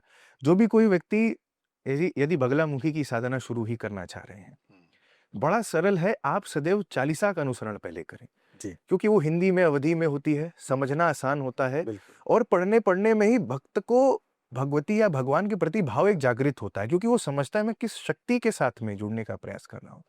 भगवती बगलामुखी जिन्होंने हाथ में मुदगर धारण किया है, दुष्ट की जीवा को जिन्होंने अपने बाएं हाथ से पकड़ाया, अत्यंत पीड़ा, स्तंभन शक्ति जिसको हम जानते हैं, उसका प्रतीकात्मक स्वरूप जो साक्षात है, प्रेत को जिन्होंने अपने ऊपर आसन बना करके बैठी हुई है भगवती, पीताम्बरा, पीत वर्ण की स्वर्ण आभा से जो चमकृत है, कुबेर भी जिनके आगे याचक बन करके खड़े हैं, धन की कामना, धनाध्यक्षा है माँ भगवती, माँ बगलामुखी। तो चालीसा पढ़ करके शुरू करें और कुछ अपने जीवन में सरल ऐसी चीजें उतारे। घर में जैसे पीली जोत जलाना, जो बत्ती है उसको सरसों में और आपका हल्दी में लपेट करके उससे भगवती की जोत जलाना, भगवती का उसमें दर्शन करना, वो जोत ही अपने आप में माँ भगवती, माँ बगलामुखी का प्रतीकात्मक स्वरूप है। उसको देख करके पीले पुष्प अर्पित यदि कर सके तो, नहीं तो मानस रूप से करके यदि चालीसा का पाठ करे तो निश्चित रूप से बगलामुखी का अपने जीवन में हो सकता है। अगर उस केस में आपका कोर्ट केस विवाद चल भी रहा हो, अज्ञात शत्रु आपसे जुड़े भी हों, जो आपके सामने तो वेल विशर्स बनते हैं लेकिन आपके पीठ पीछे जाते ही, और आज के समय में ऐसे ही शत्रु ज्यादा हैं, वो दुष्ट और भयंकर जो साधु संतों के यज्ञों में विघ्न डालते हैं, वैसे तो शत्रु आज के समय में रहे नहीं।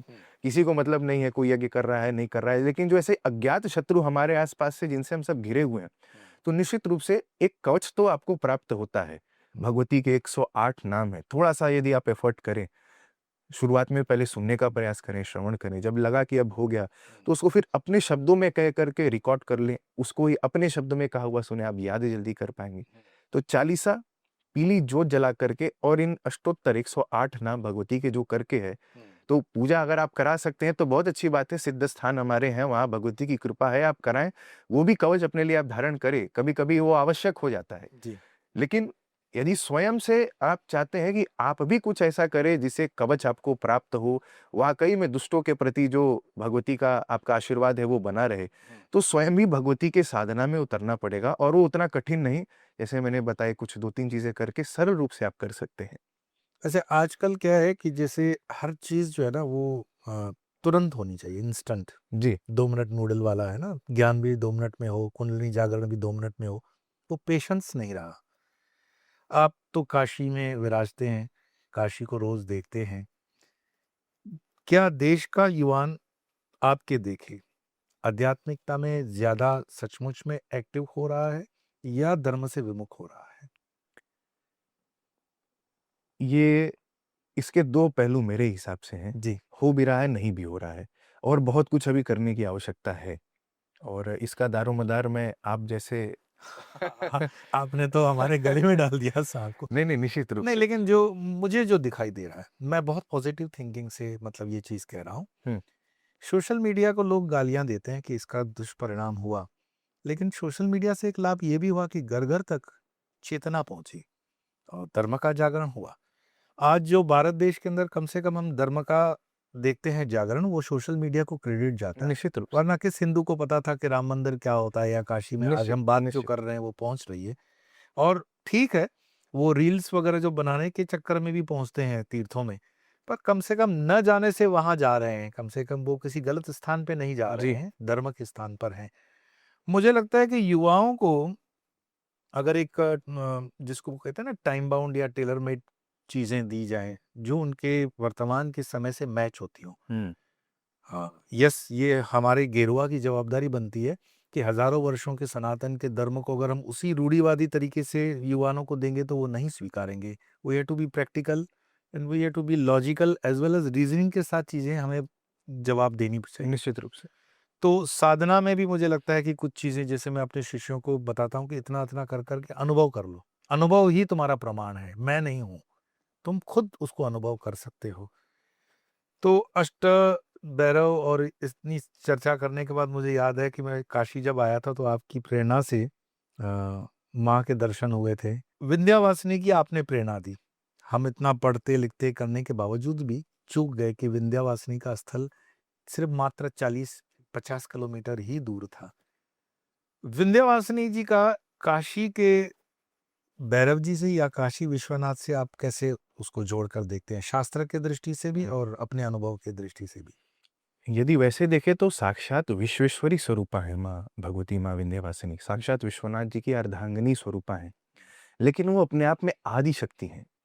जैसे हम ज्योतिर्लिंग की जो प्रादुर्भाव हम देखते हैं कि भगवान ने ज्योतिमय स्वरूप धारण किया, ब्रह्मा और विष्णु का जो मतभेद था उसको समाप्त करने के लिए, तो वैसे ही कालांतर में विंध्य पर्वत से भी ऐसी ही एक ऊर्जा निकली, वैसी ही एक ज्योति प्रकट हुई, जिसको देखने के लिए आसपास के क्षेत्र के समस्त लोग जब भी पहुंचे तो भगवती सदैव साक्षात वहां विराजमान थी। और वो विंध्य वासिनी क्षेत्र जो है, जहाँ विंध्य पर्वत है, तो वहां भगवती के हाथों से, कर कमलों से साक्षात प्रतिष्ठित त्रिकोण शक्ति यंत्र है, जो पूरे विश्व में एकमात्र ऐसा स्थान है, वैकुंठ से भी पवित्र विंध्यवासिनी का क्षेत्र है, जहां माँ भगवती विंध्यवासिनी साक्षात महालक्ष्मी के रूप में, माँ अष्टभुजा जो कृष्ण भगवान की, जो देवकी की सातवीं पुत्री हुई, तो साक्षात महासरस्वती स्वरूप में।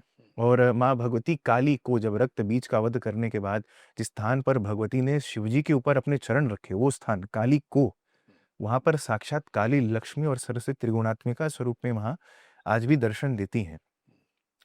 शास्त्रों में उस स्थान को मणिद्वीप कहा गया।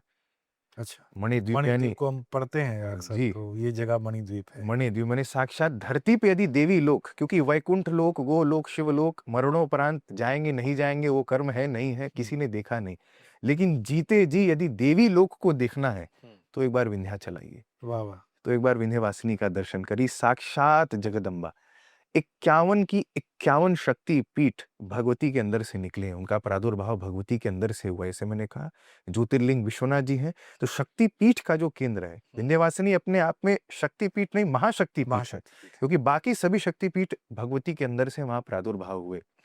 तो आकर के उनका दर्शन करने से मनोवांछित, देवी ने स्वयं यह कह दिया है, देवी भागवत में, कि मैं सदैव विंध्याचल के पर्वत पर विराजमान रहूंगी। जो भी भक्त शरणागति के भाव से आकर के मेरा दर्शन करेगा, कभी भी वो भक्त वहां से खाली हाथ वापस नहीं जाएगा, सदैव वो मेरे अपने गोद में स्थान प्राप्त करेगा, ऐसा साधक। ये भगवती के वचन है। विंध्यस्थाम विंध्य निलयाम विंध्य पर्वत वासिनी योगिनीम योग मायाम त्वाम चंडिकाम प्रणमाम्याम।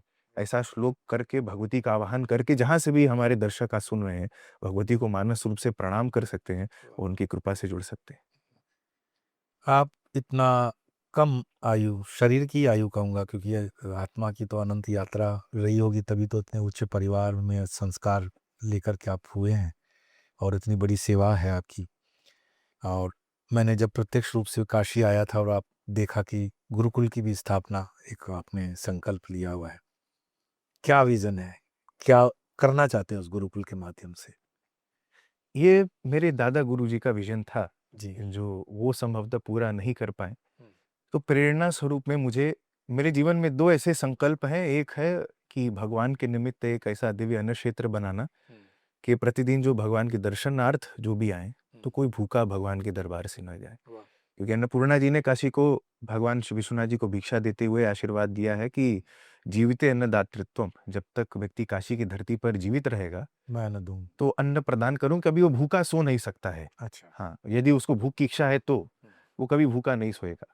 बल्कि आदि गुरु शंकराचार्य जी ने इसकी परीक्षा लेने का प्रयास किया था। जब भी वो काशी की धरती पर आए, तो काशी के जो साधक थे उनको उन्होंने बताया कि भगवती का साक्षात आशीर्वाद है, कोई भूखा यहाँ सो नहीं सकता।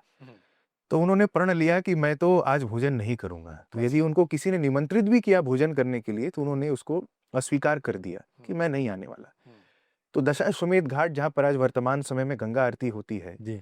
तो वहां पर जब वो आंख बंद करने ही वाले थे हट के मार्ग से कि मैं तो भोजन नहीं करूंगा, देखूं कैसे भगवती का आशीर्वाद है, तो आंख बंद करने ही वाले थे, उस समय साक्षात अन्नपूर्णा जी ने उनको दर्शन दिया अच्छा। और अपने विराट विकराल स्वरूप में भगवती ने अपने हाथ से आदि गुरु शंकराचार्य जी को भोजन कराया। तो वही दर्शन करके आदि गुरु शंकराचार्य जी ने अन्नपूर्णा स्तोत्र की रचना करी, नित्यानंद करी अन्नपूर्णे सदा पूर्णे। तो ये ऐसा संकल्प मेरे ध्यान में। और दूसरा गुरुकुल का, तो ये बाबा की ही प्रेरणा आई कि भगवान का जो नाम है, भैरव का जो नाम है, उसको अधिकतर, और ये अंग्रेज के समय से ज्यादा आया कि आज भैरव जी को हम घर में रखने से भी डरते हैं कि भैरव जी की फोटो रखे, उनकी प्रतिमा रखे, नहीं रखे। विधर्मियों के वजह से ये सब ऐसा तो नहीं कि सब नहीं थे, वो सब निकाल दिए गए हमारे पूजा के घर के स्थलों से। बिल्कुल। तो उनके प्रति जो चेतना है वो जागृत हो। भैरव बाबा केवल मशानी क्रिया और मैली विद्या के देवता नहीं है। भैरव जो पोषण करे, भैरव जो उदर करे, भैरव जो मोक्ष का मार्ग प्रशस्त करे, भैरव भुक्ति और मुक्ति दोनों देने वाले हैं। वो जो साक्षात शिव के अवतार भैरव है, उनकी चेतना प्रत्येक व्यक्ति में जागृत हो, ऐसा संकल्प करके भैरवम गुरुकुल करने की स्थापना मन में इच्छा आई, बाबा की प्रेरणा से आई। और उनके आशीर्वाद से ही ठीक जहाँ आज काशी का मूल कोतवाल काल भैरव है, ठीक उस स्थान के पीछे भैरवम गुरुकुल, जहाँ सब कुछ भैरवमय है। वाह। ऐसा संकल्प करके कि एक एक बच्चा जो उस गुरुकुल से पढ़ करके जाए, वो भैरव का ध्वजवाहक बने, सनातन धर्म का ध्वजवाहक बने, जहां जाए उनका परचम लहराए। काशी में भी रहे तो अन्य लोगों को वो जागृत करे भैरव के प्रति। उन्होंने बताया कि मैं भैरवम गुरुकुल से पढ़ के निकला। ऐसा विचार करके वहां पर करने की इच्छा हुई और बाबा ने मार्ग भी प्रशस्त किया उसके लिए। कई लोग बहुत ही संघर्ष के बाद दक्षिण भारत से जब मैं देखता हूँ काशी में आते हैं, दर्शन करते हैं और इतनी लंबी लाइन के अंदर खड़े होकर के दर्शन उनको मिलता भी है। आप उसकी साक्षात सेवा में हैं और गर्भगृह का दर्शन, मैं तो कहूँगा भैरव बाबा की बड़ी कृपा रही, आपका बड़ा प्रेम रहा मेरे प्रति कि वो जो गर्भगृह का सेवा देखना अद्भुत एक अनुभव है। क्या कारण है? मतलब मेरे मन में जिज्ञासा है कि जो जनता स्वरूप देखती है भैरव का, वो तो भैरव जी का हम स्वरूप देखते हैं, परंतु जब सेवा गर्भगृह में होती है, दरवाजे बंद होते हैं, वो एक अलग दर्शन है। जी, तो क्या रहस्य है इसमें? वो जो भगवान का स्वरूप है, वो उस चित्र और उस दर्शन के विषय में बात करने में भी मेरे रोए खड़े होते हैं। वो साक्षात विराजमान जो निजी शिला स्वरूप में, एक तो सबको दर्शन वैसे करना नहीं चाहिए। हाँ, जो अधिकारी है वही है, जी, अधिकार स्वरूप है वो तो, निश्चित रूप से। दुराग्रह नहीं हो सकता। जी, जी, जी। तो आप जैसे तो संत हैं, तो मैं साक्षात भैरव और उनके दूत और उनके गण पधारे, तो हमारा प्रयत्न रहता है कि उनका सत्कार उस भाव से हो। लेकिन जो भैरवाष्टकम में जो हमें मिलता है वर्णन इसको लेकर के, जो मैं प्रमाण मानता हूँ कि दृष्टिपात नष्ट पाप। वाह। कि बाहर से भी आपने यदि दर्शन किया बाबा का, दृष्टिपात, आपने दृष्टि उनके ऊपर आपकी क्या आपने की है नहीं पड़, लेकिन बाबा की दृष्टि आपके ऊपर पड़ गई, तो दृष्टिपाप नष्ट पाप। तो दृष्टिपात होने से ही कई जन्मों के पाप संहार हो जाते हैं। हम लोग जो हमारे गुरु मंडल का एक मंत्र है, मैं और हमें आज्ञा है कि इसको मैं प्रसार भी कर सकता हूँ। जी, जी। तो हम जब भगवान की स्तुति करते हैं, भगवान की पूजा करते हैं, तो उसमें एक ये मंत्र सबसे प्रख्यात है कि वाराणस्याम भैरवो देवः संसार भय नाशनम अनेक जन्म कृतम पापम दर्शनेन विनश्यति। दर्शन करने मात्र से जन्म जन्मांतर युग युगांतर के जो क्षय पाप हैं वो तुरंत शमन हो जाते हैं, नष्ट हो जाते हैं। मैं ऐसा मानता हूं, यदि आपको अवसर मिले, आप गर्भगृह में आ पाए नहीं आ पाए, दर्शन भी आपको कितने मिनट सेकंड के हुए नहीं हुए, यदि आप मंदिर के बाहर खड़े हैं, क्योंकि कई सारे लोग हैं, मंदिर अभी कॉरिडोर की अभी बात चल रही है, लेकिन अभी मंदिर उतना बड़ा नहीं है, तो लाइन बहुत लंबी लगती है और भक्तों को कष्ट भी होती है। कई लोग लाइन देख करके वापस चले जाते हैं, दर्शन करने की उनकी हिम्मत नहीं होती है। 4 घंटे 5 घंटे बिना व्यवस्थाओं के लाइन में खड़े रहना। यदि वो व्यक्ति बाहर से भी भैरव बाबा को प्रणाम करता है ये मंत्र बोल करके या केवल ध्यान करके, और भैरव दर्शन करने का लालसा उसके मन में है, वो व्यक्ति उस व्यक्ति से कहीं ज्यादा बेहतर है जो भले ही गर्भगृह तक पहुंच गया, बाबा के चरणों को उसने स्पर्श तो कर लिया, लेकिन उसके मन में भैरव भाव, वो भैरव भाव के विहीन है, भैरव भाव उसके मन में नहीं है। तो भी वो व्यक्ति बाहर जो खड़ा है, वो व्यक्ति मेरे नजर में भैरव बाबा की कृपा उसको मिल गई। तो मैं ऐसी प्रेरणा देता हूं, क्योंकि आज के समय में चाहे वो हमारे काशी कोतवाल का काल भैरव मंदिर हो या अन्यत्र कोई भी भैरव के स्थान हो, कलिकाल का प्रभाव हर जगह पर है। जी। अभी मैं हमारे वाराणसी के एक बहुत प्रख्यात स्कूल में गया था, तो एक चर्चा वहाँ यूथ के साथ में थी। तो चर्चा होने के बाद वहाँ के डायरेक्टर से जब भी मैं मिला, तो वो कहते हैं कि हम लोग तो क्या नाम है, भैरव जी के मंदिर पहले जाया करते थे। अब तो माहौल बहुत बदल गया, अब तो पैसे वाले हैं, नेता वीआईपी जो जाते हैं उनको दर्शन करने मात्र से पैसे हैं तो क्या कुछ नहीं हो जाता है। अच्छा, जब भी मैं इन डायरेक्टर महोदय के पास जा रहा था, तो रास्ते में ही मुझे रिसेप्शन एरिया आया था जहाँ एक पेरेंट कुछ कंप्लेन करते हुए मुझे सुनाई दिए। तो मैंने उनको कहा, ये भी तो एक विद्या का मंदिर है। अभी मैं सुनकर के आया कि कोई पेरेंट हैं, उनकी बच्ची को आज एग्ज़ाम में लेने के लिए बस इसलिए नहीं रुकी क्योंकि बस की फीस पिता उस दिन जमा नहीं कर पाए थे। जबकि पिता ये आश्वस्त कर रहे थे कि मैं जो फीस है बच्ची के हाथ में मैं दे के भेज रहा हूँ, बच्ची जमा कर देगी। लेकिन क्योंकि जमा नहीं था तो बस के कंडक्टर ने बच्ची को बस में नहीं बैठाया। तो मैंने कहा ये भी तो विद्या का मंदिर है। हो सकता है उसी मंदिर का पुजारी अपने बच्ची को इस स्कूल में भेजता हो।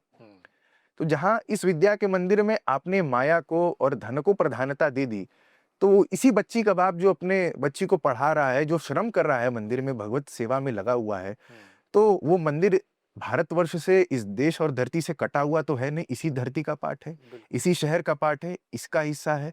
तो वो भी फिर वहाँ उसी मानसिकता से कार्य करेगा, उसको प्रधानता देगा। लेकिन ये सारी चीज़ें जो कल्प जब मंदिर में जाते हैं हम कि ये पंडित जी कुछ माँग रहे हैं, यहाँ बाहर कोई ये सब हमें एक तरीके से कलिकाल की माया है। हम मूल अपने देवता के मार्ग से भटके, भ्रमित हो। हमारा फ़ोकस वहाँ पर होना चाहिए। तो यदि आप बाहर से भी खड़े हैं और मन में आपके भाव है, क्योंकि बाबा का दर्शन भाव से ही कर सकते हैं।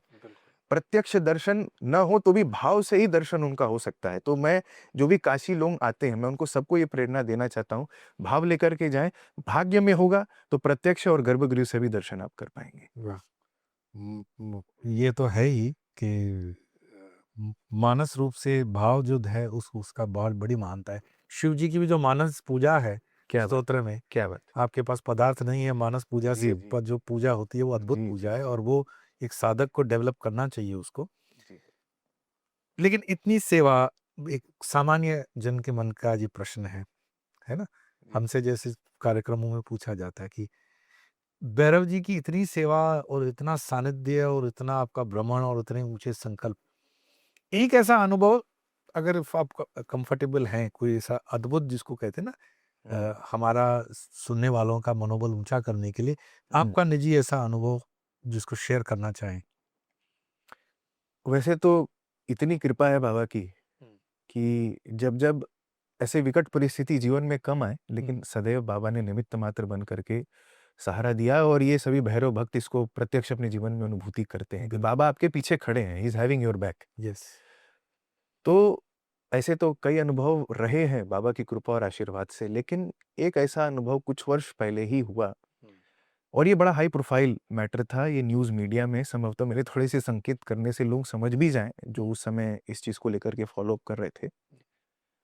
हमारे भारत नौसेना के कुछ ऐसे सोल्जर्स थे, जो मिडल ईस्ट के किसी देश में उनको डेथ सेंटेंस दे दिया गया था, क्योंकि वो उनको जासूसी के केस में। उसमें पकड़ा गया था। ठीक। तो वैसे ही प्रकरण में उनकी एक पत्नी, धर्मपत्नी थी, जो संभवतः संयोग से मुझसे भेंट मुलाकात हुई और वो हर जगह से हार चुकी थी। और ऐसा नहीं कि कहीं से, यहाँ भारत सरकार से लेकर के मिनिस्ट्रियों में हर जगह उनकी पैरवी चल रही थी। भारत सरकार भी अपने से अथक प्रयास कर रही थी। जयशंकर जी ने और उस समय संभवतः सुषमा स्वराज जी थी, उन्होंने अथक प्रयास इसके लिए किए। लेकिन क्योंकि डेथ सेंटेंस जब मिडिल ईस्ट कंट्री में आ जाए, उसको टर्नओवर करना माने वो असंभव के बराबर। बिल्कुल। तो बाबा की प्रेरणा से मैंने उनको 41 दिन की एक हमारे यहाँ अखंड ज्योत जलती है, 41 दिन का मैंने उनको संकल्प धारण कराया।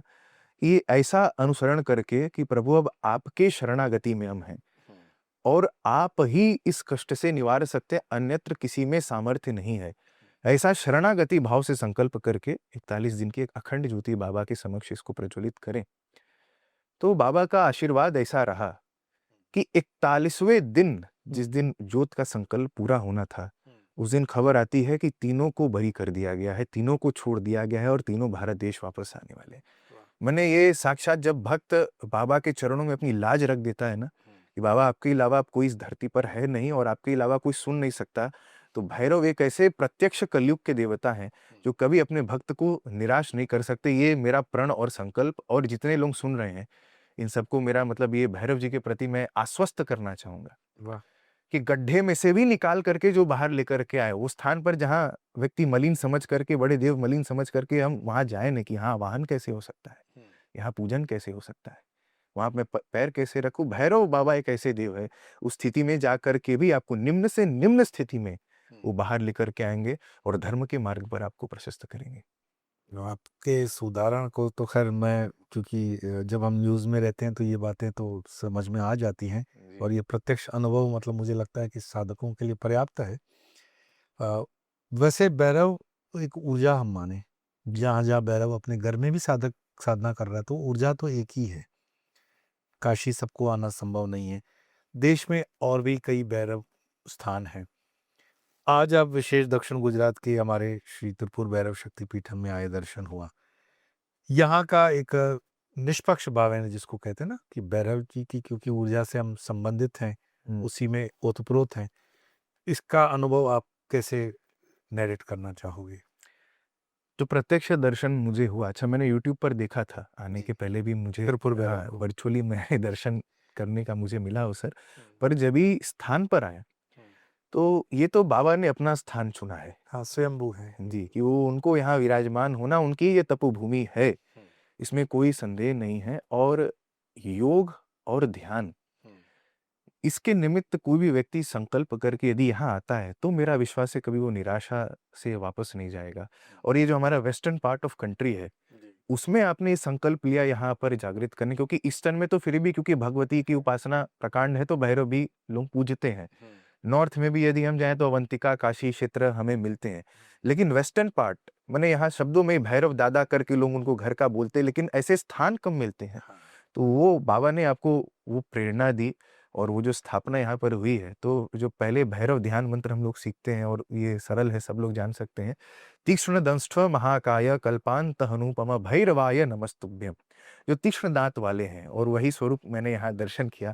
तो ये इसी स्वरूप को ध्यान करते हुए मैंने प्रणाम किया, और मैं रोक नहीं पाया। जैसे मैंने आपको कहा भी कि मैं बहुत टेम्प्टेड हूँ यहाँ बैठ कर के जप और ध्यान करने के लिए। तो ये साधना के भाव से मेरा विश्वास है, जो भी साधक यहाँ आएँगे, तो कभी निराश होकर के नहीं जाएँगे। वो उनके लिए ये एक खजाना है हमारे वेस्टर्न पार्ट ऑफ कंट्री में। इसको गुरुजनों के मार्गदर्शन और जितने साधक भैरव जी के हैं, तो इसको हमने आनंद मौन साधना रखा है, कि मतलब भैरव के इस क्षेत्र में बहुत कोलाहल करना कि वो आवाज़ों से ज़्यादा है कि मौन साधना में आप भैरव क्या जी बात! की ऊर्जा लो। और जितने साधक आते हैं उनके लिए चौबीसों घंटे स्थान हम खोल के रखते हैं, जो साधना की दृष्टि से हैं। जी। तो हाँ, ये सच है कि ये पश्चिम विस्तार के अंदर, स्पेशली दक्षिण गुजरात में भैरव जी का उतना है भी नहीं प्रचलन। परंतु मुझे लगता है कि एक जो निमित्त कि पश्चिम से जैसे जागरण हो जी। भैरव जी की शक्ति, और पूर्व में वो महाविद्या जागरण हो, तो क्या भारत बात! जिस गुरु स्थान पर क्या बात! पहुंचना चाहे, जी। और हम उसके लिए निमित्त बने। हम कुछ कर रहे हैं ये तो भाव नहीं है, पर निमित्त बने। हर्ष जी, मैं आपके जो व्यक्तित्व है, इतनी कम उम्र और इतना ज्ञान और इतना समर्पण, मैं देख कर के अभिभूत हो जाता हूँ कि जब तक अनंत जन्मों की तपस्या, साधना, गुरुजनों की कृपा, और इतनी श्रेष्ठतम विश्व की भूमि है ये काशी, जहाँ पर आप विराजते हो। हमारे ब्रह्मानंद स्वामी कहते थे कि काशी में अगर कुत्ते का भी जन्म मिले तो भी पुण्यशाली है। आप तो साक्षात जी। कोतवाल जी के अंदर सेवा प्रदान कर रहे हैं, और आपका परंपरागत वो स्थान है, और कई और मंदिरों के भी स्थान हैं। चलते-चलते मैं ये कहूँ कि हमारे साथ कई, क्योंकि साधक प्रेमी लोग जुड़े हुए होते हैं, बहुत लेमैन सिंपलेस्ट जिसको कहें कि साधना का, जैसे हम बोलते हैं कि भैरव नाम, हुँ। आप वहाँ से प्रारंभ करो। मैं फिर भी कहूँगा कि कोई भेद किए बिना, न पुरुष न स्त्री, न लड़का न लड़की, सब भैरव की साधना में चले, ताकि देश में ये शक्ति जागरण हो। तो सिंपलेस्ट मोड पर क्या एक स्टेप आप सजेस्ट करना चाहें? काल भैरवाष्टकम, इसको मैं इसके लिए सबसे प्रकांड और प्रामाणिक मानता हूँ, क्योंकि ये साक्षात बाबा के मुख से ही निकला है। आदि गुरु शंकराचार्य साक्षात शंकर भैरव स्वरूप में उन्होंने भगवान की स्तुति करी। काल भैरव अष्टकम, जैसे मैंने बताया, जो 8 स्टैन्ज़ाज़ हैं, वो साक्षात अष्टभैरव और महाकाल के स्वरूप में चारों पुरुषार्थ धर्म अर्थ काम और मोक्ष को प्रद करने वाले। जी। कुछ समय साधक इसको पहले सुने, क्योंकि संस्कृत का पाठ है, उतना क्लिष्ट तो नहीं है। लेकिन उस समय थोड़ा सुन ले। हाँ, क्योंकि कई सारे लोग उनका संस्कृत से एक्सपोजर अलग अलग हो मैंने सकता है। 108 का नॉन स्टॉप उसके लिए अनुष्ठान वीडियो चैनल पे दिया भी जी। हुआ है कि प्रेरणा देने के लिए। बहुत ही बढ़िया। तो कम से कम वो पूछते हैं ना साधक कि कौन सा अनुष्ठान लें। जी तो जी जी। काल भैरवाष्टकम। काल भैरवाष्टकम भुक्ति मुक्तिदायकम। और यदि और ये नहीं कि ये मतलब ये मैं बेसिक और सुपरफिशियल लेवल पर ये मैं बता रहा हूँ। कितने साधक हैं जी। जो आज तक नित्य सुबह उठने के बाद और रात सोने के पहले अष्टकम का पाठ तो उनका निरंतर चलता रहता है, क्योंकि साक्षात वो महाकाल का ही स्वरूप है। हार्डली इट टेक्स और 3 to 4 मिनट्स। और भगवान उसका अर्थ समझे। जी। मैंने भी एक वीडियो बनाया है कि मैंने अष्टकम को थोड़ा समराइज करके कि उसका अर्थ क्या है। जब आप अर्थ समझ लेते हैं तो आपका स्वयं का समर्पण प्राकृतिक रूप से बाबा के प्रति बनता है। देवराज सेव्यमान, देवराज इंद्र जिनके चरणों की सेवा कर रहे हैं, उस विभूति से आप जुड़ने जा रहे हैं। देवराज सेव्यमान पावनाग्रि पंकजम, व्याल यज्ञ सूत्र बिंदु, जिन्होंने सर्पों को यज्ञोपवीत के स्वरूप में धारण किया हुआ है, समय को पूरा अपने ऊपर लपेटा हुआ है, दिगंबर के स्वरूप में। वस्त्र नहीं पहनते बाबा, पूरा आकाश ही उनका वस्त्र है। बिल्कुल। नारदादि योग वृंद वंदितम दिगंबरम, नारद आदि मुनि भगवान साक्षात विष्णु जिनको दंडवत प्रणाम कर रहे हैं। जब भगवान काल भैरव जी जब उनको ब्रह्म हत्या का दोष लगा, तो जब वो सृष्टि पर चराचर जगत में भ्रमण कर रहे थे, उस कंटेक्स्ट में जब वो वैकुंठ धाम जाते, तो भगवान विष्णु ने तो दूर से देख लिया कि प्रत्यक्ष साक्षात शिव अवतार उनके धाम पर, उनके भूमि पर आए। साक्षात त्रिशूल हाथ में लिए हुए, तीसरा जो नेत्र है भगवान का खुला हुआ, जटाएं बह रही है, हाथ में दंड धारण किया हुआ, खप्पर हाथ में। तो विष्णु भगवान ने साक्षात उनको दंडवत प्रणाम किया, भगवान काल भैरव जी को वैकुंठ लोक में। और उन्होंने नहीं बताया कि आप काशी के धरती पर जाएं, वहां पर आपको इस ब्रह्म हत्या के जो उनकी माया थी, जी। कुछ नहीं, जो उनकी स्वयं की माया है, उनकी रचित माया है। और जैसा काल भैरव अष्टकम का फलश्रुति है कि काल भैरवाष्टकम पठंती ये मनोहरम, जो जो भी इसका पाठ करेगा तो क्या क्या उसके जीवन से निकलेगा। ज्ञान। शोक मोह दैन्य लोभ कोपतापनाशनम, प्राप्त क्या होगा, ज्ञान मुक्ति साधनम विचित्र पुण्य वर्धनम। जो पुण्य आपने अपने लिए सोचा भी नहीं कि मैं इस लायक भी हूँ, वो भी मिलेगा। और इसका मैं स्वयं, जो आपने कहा कि कम उम्र में और पितरों का पूर्वजों का बहुत आशीर्वाद है, अष्टकम का पाठ बहुत दबा कर किया। अष्टकम में साक्षात बाबा का दर्शन किया, मन में चलते फिरते हर समय अष्टकम करते गए। तो वाकई में विचित्र पुण्य वर्धनम। आप सोच भी नहीं सकते, भगवान वो व्रत वो देने में आपको सामर्थ्यवान भी है, भाव से करे तो बिना किसी संदेह को आपको वो देंगे भी। जो बड़ी बड़ी साधनाएं, यदि गुरु नहीं है तो बड़ी बड़ी साधनाएं करने से भी जो न मिले, वो अष्टकम देने में सामर्थ्यवान है। अष्टकम को अच्छा, अपने जीवन आजकल में एक ट्रेंड चला हुआ है कि भैरव जी का जो वाहन है श्वान, जी और कुछ महात्मा लोग स्टेज से कह देते हैं कि श्वान को घर में नहीं रखना चाहिए। हमारे शास्त्र में तो है कि पहली रोटी गाय की, अंतिम रोटी श्वान की। आप उसको, क्योंकि न्यू जनरेशन बहुत अटैच्ड है, मेरे विदेश के भी जो शिष्य हैं उनके पास श्वान रहता है, आप इस चीज के लिए क्या कहते हैं कि कितना हमें उसके प्रति लगाव रखना है, कोई श्वान के प्रति? कोई भी उसमें कमी नहीं करना है। साक्षात जो मतलब प्रत्यक्ष है, यदि आपके साथ में वाहन है बाबा का, यदि आपको सेवा मिला है, जरूरी नहीं कि आप घर में रखते हैं, आसपास में आपके पड़ोस में गली में ही अगर वो है। क्योंकि आपने बचपन में या सबने सुना है कि यदि कहीं भूकंप आता है तो उसको पहले पता चलता है। श्वान को पहले, वो उनकी इंद्रियां उस तरीके से है जुड़ी हुई जमीन से कि वो पहले बाप लेते हैं। तो वही प्रत्यक्ष कार्य जो बाबा हमारे जीवन में करते हैं ना, इंकित करने का। तो श्वान हमारे सामने हो तो उसकी सेवा कर रहे हैं, तो हम बाबा की सेवा साक्षात कर रहे हैं। मैं भक्तों को उसके लिए आश्वस्त करना चाहूंगा। और प्रचार प्रसार तो पूरे भैरव पद्धति, भैरव साधना, भैरव देवता को लेकर के ही बहुत कुछ हुआ है। उसमें भ्रमित बिल्कुल भी ना हो। आपने रखा है तो भाव पूर्ण रूप से, जैसे आप बाबा की सेवा कर रहे हैं, वो मान करके आप करें।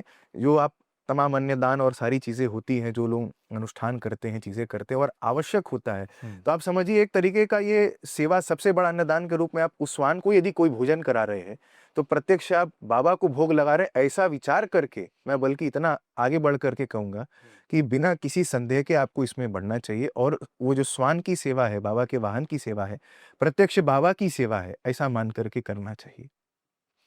साधकों का तो मतलब जो लालच होता है ना हमारा कि नेवर एंडिंग, ये प्रश्नों पे प्रश्न चलते जाएंगे, लेकिन समय की अपनी सीमा होती है। आप इतने दूर से आश्रम पधारे हैं, पूरे दिन की और भी चर्चाएं हैं। मैं चाहूँगा कि एक आरती जिसको आपने मुझे थोड़ा बहुत हमारी चर्चा हुई भी थी, अलग-अलग जगहों पर आप विचरण करते हैं। जी। भैरव जी का जो प्रचार-प्रसार करते हैं, जी, जी। तो उसमें किस तरह से ये कनेक्ट होते हैं?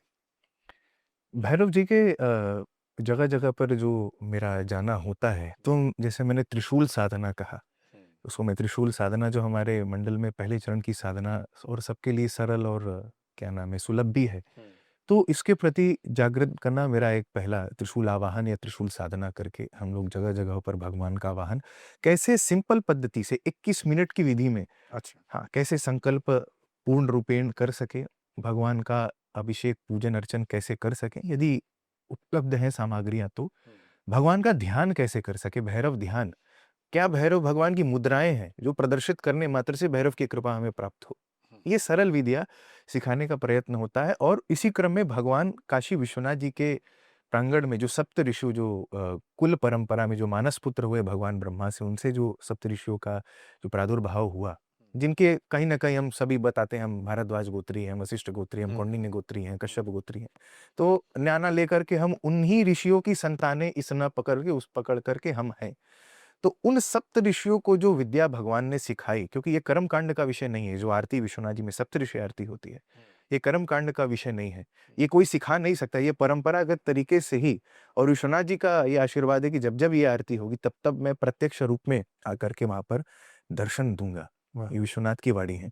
तो उसको स्वयं को इसको संकल्पित करके कि विश्वनाथ के प्रति, काशी के प्रति लोगों का जो समर्पण भाव है, वो बढ़ता रहे। ऐसे संकल्प से हम लोग देव स्थलों पर, अलग-अलग जगहों पर, शायद भविष्य में हम लोग त्रिपुर भैरव शक्तिपीठ पर भी ऐसा हाँ, मुझे बिल्कुल, बिल्कुल। आप प्रेरणा आई है कि करेंगे। बिल्कुल करेंगे। और आप पधारेंगे यहाँ पर और जी, बिल्कुल अनुष्ठान जो भी मतलब ये कार्यक्रम जी, इसको जी। रखेंगे। और हम जब बात कर रहे हैं तो कमेंट्स में वो आ भी जाएगा कि कब कर रहे हैं। और भगवान ने चाहा तो काशी के तीर्थों पर भी जी, एक एपिसोड मैं चाहूँगा कि अपने संवाद के द्वारा तैयार हो। लेकिन निवेदन तो यही है कि इस शक्तिपीठ पे आप पधार करके इस साधना को युवाओं को प्रेरणा दें, राष्ट्र जी। के लिए जो कार्य कर रहे हैं, हम उसमें आपके साथ पूर्ण रूपेण थे, हैं और हमेशा रहें, बाबा की कृपा बनी रहे। बहुत-बहुत आपका धन्यवाद और मिलते रहेंगे। बहुत-बहुत धन्यवाद। मैं आपकी चेतना से अभिभूत हूँ। जब पहली बार आपसे बाबा के मंदिर प्रांगण में भेंट हुआ, जी, तो बहुत ही क्लियर इंडिकेशन था कि ये संभवतः ये संबंध लंबे समय तक चलेगा भी और संभवतः ये संवाद भी करेंगे, वहाँ ऐसी प्रेरणा हुई थी। आज ये प्रत्यक्ष उतर जबकि रहा मैं है। आपको मिला तो क्रोध स्वरूप में ही था। आपका आशीर्वाद। ये हमारा भैरव स्वरूप हर जगह ऐसा ही जी। चलता है। उसके लिए मैं अभी ऑन रिकॉर्ड क्षमा प्रार्थी भी हूँ। तो बहुत-बहुत धन्यवाद, बहुत खूब आनंद शुक्रिया, है और खूब इसी शुक्रिया। भाव मैं आनंद को हम निश्चित लगातार मैं देते आपको रहेंगे। बहुत धन्यवाद करता हूँ, जो चेतना आप जागृत कर रहे हैं, क्योंकि मैं आपको चेतना के स्वरूप में ही देख रहा हूँ। तो युवाओं में जो चेतना आप जागृत कर रहे हैं, मैं इसके लिए बहुत धन्यवाद सबकी तरफ से मैं आपको देता हूँ और इस कार्य में आपको भगवान खूब दीर्घायु, खूब स्वस्थ रखे, ऐसी मैं प्रभु से कामना भी करता हूँ। जय श्री महाकाल। जय माँ का नमो नारायण।